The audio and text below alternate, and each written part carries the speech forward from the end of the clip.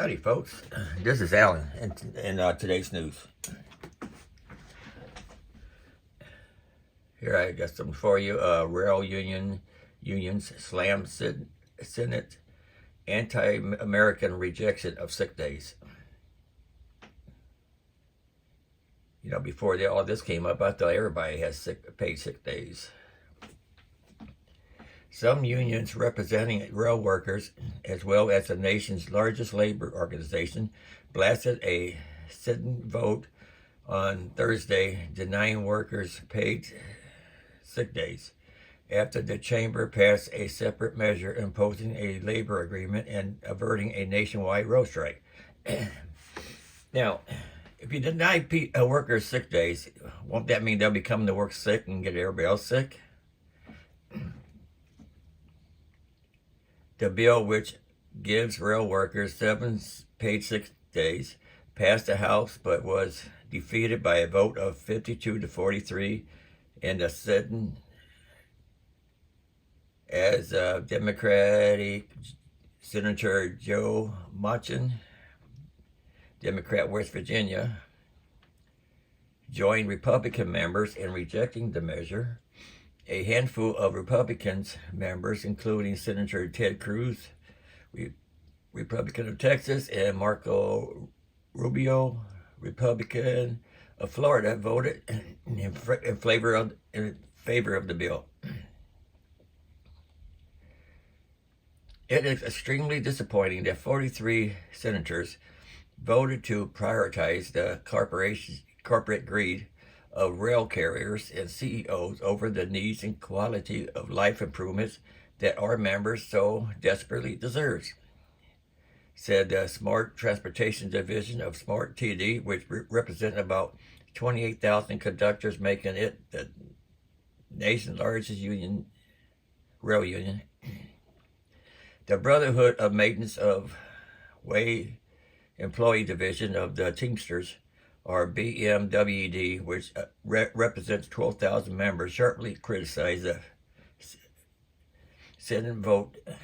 It is shocking that, and appealing, that any members of Congress will cast a vote against any sort of provision that raise the standard of living for hard-working Americans, a union statement said.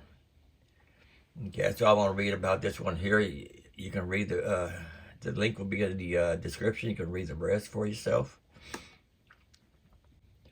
And this was from ABC News. Now for the next one. This is from Daily Dot. I think somebody's getting fired. Customers find Walmart employees' handheld Zebra device in their handbag. Those are handheld little computers look like cell phones. They use them at all kinds of retail places. I use them at Walmart when I worked there. And they're hard to get to. The employees are always losing them, misplacing them. And there's rumor that some of them have been taking them home. So they're always short on them.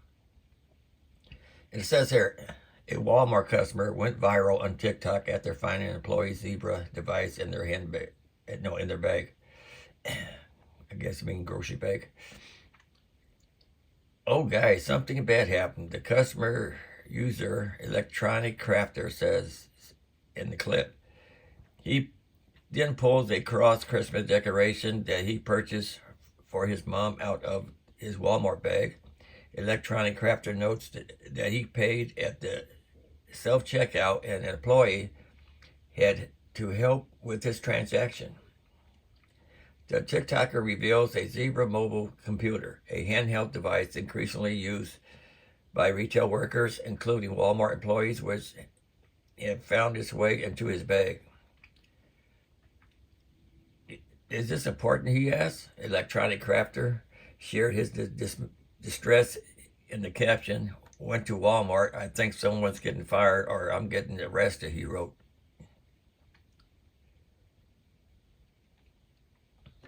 See if I can play this.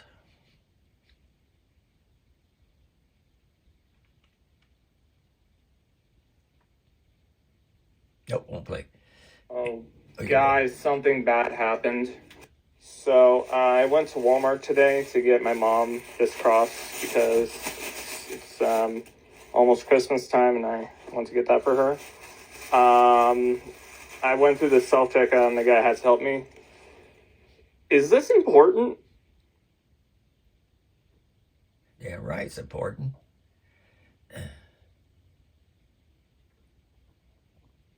Anyway, it says here the video was amassed 1.4 million views since it was posted on Wednesday, and comments several alleged Walmart employees confirmed at Electronic Crafters speculation that the device is important. Hi, Walmart associate here. Those are very important, one user wrote. Those are very important. I worked for Walmart for a while. They had everything an employee needs to do their jobs, a second stated. I lose mine all the time. Walmart pharmacy technician here, those are very important. With the new system update, we cannot fill prescriptions any other way, a third echo.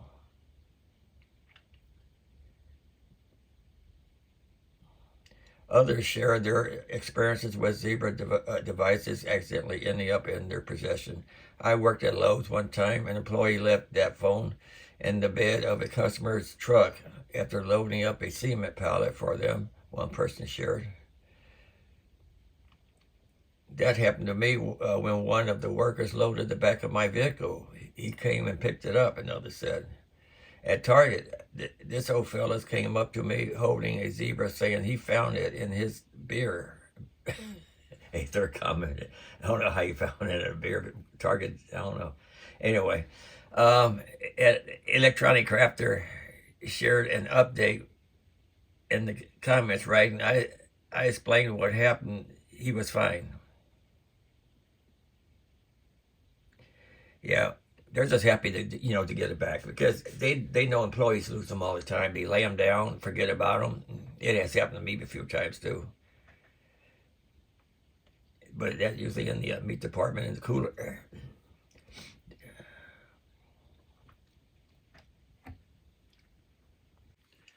Astronomers spot the biggest galaxy ever, and the scale will break your brain.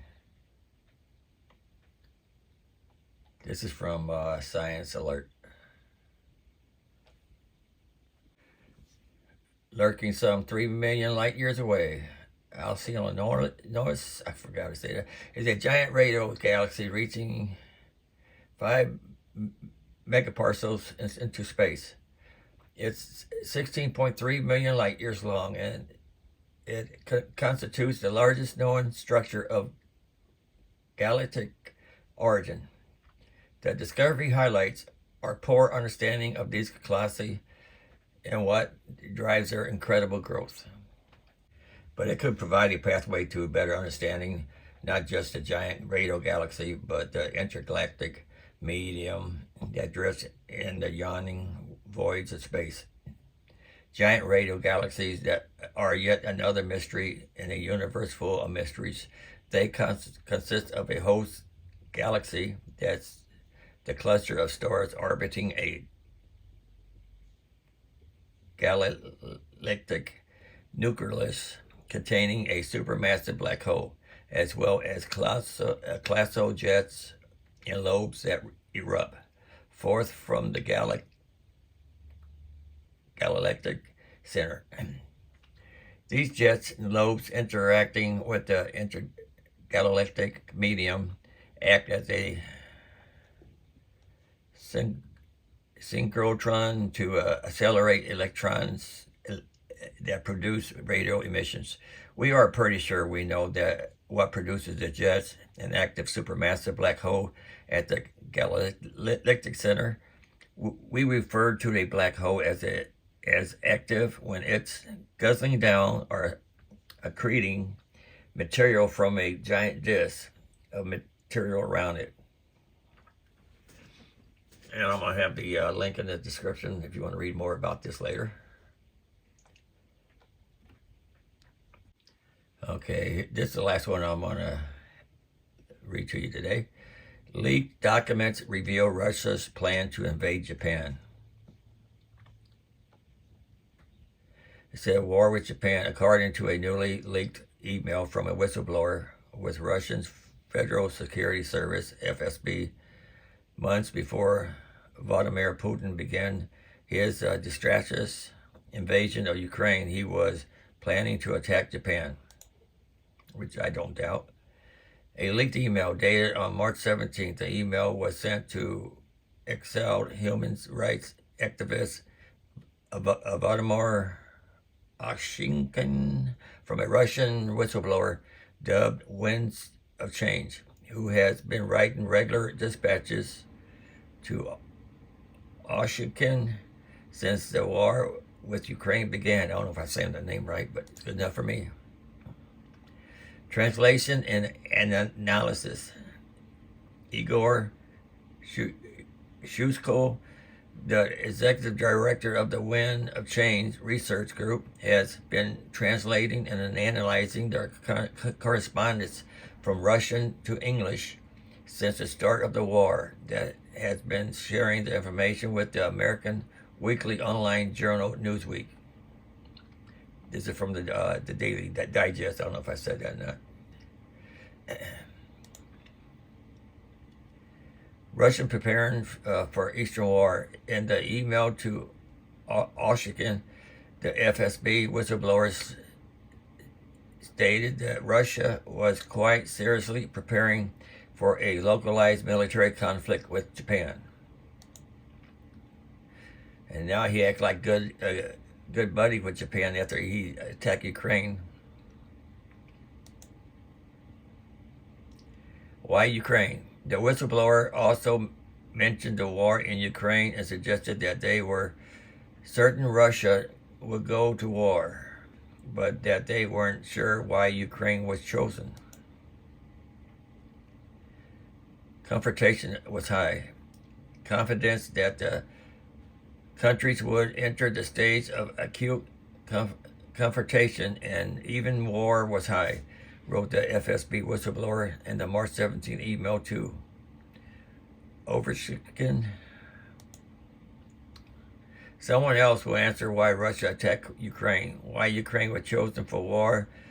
In the end, the scenario was not changed much.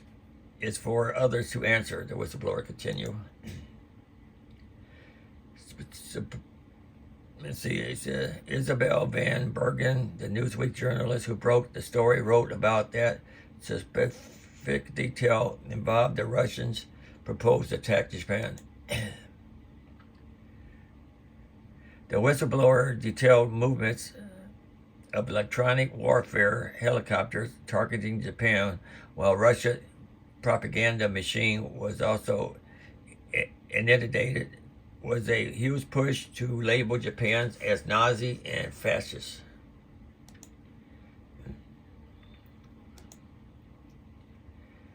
The heroic and eerily similar. While the verbiage may sound very similar to what Russia used as its justification to go to war with Ukraine, it is difficult to know whether or not Winds of Change is a legitimate FSB leaker or if their emails are part of the larger information war at play. You got to take everything into consideration is what you got to do. The emails are genuine.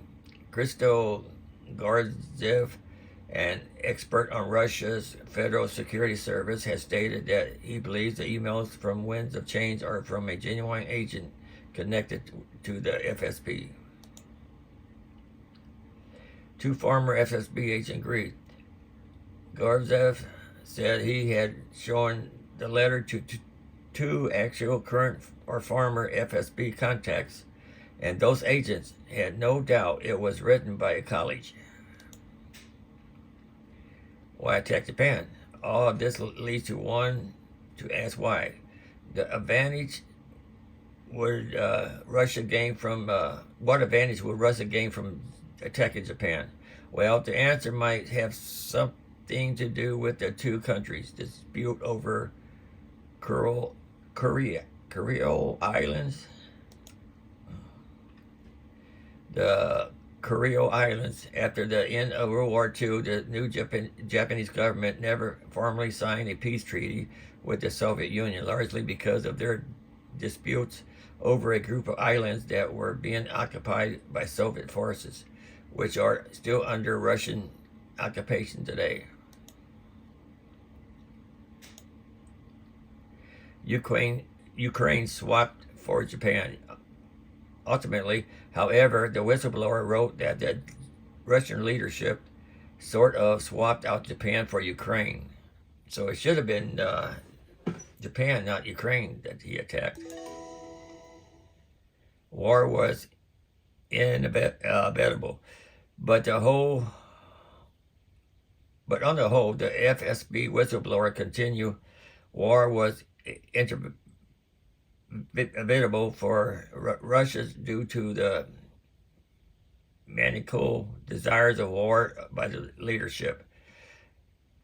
And now the bulk of the comeback ready units from that direction has been redeployed to Ukraine, so we shouldn't expect a Russian attack on Japan anytime soon. And that's all I got for you today, folks. And don't forget to like, subscribe, and all that. Until next time, have a good day.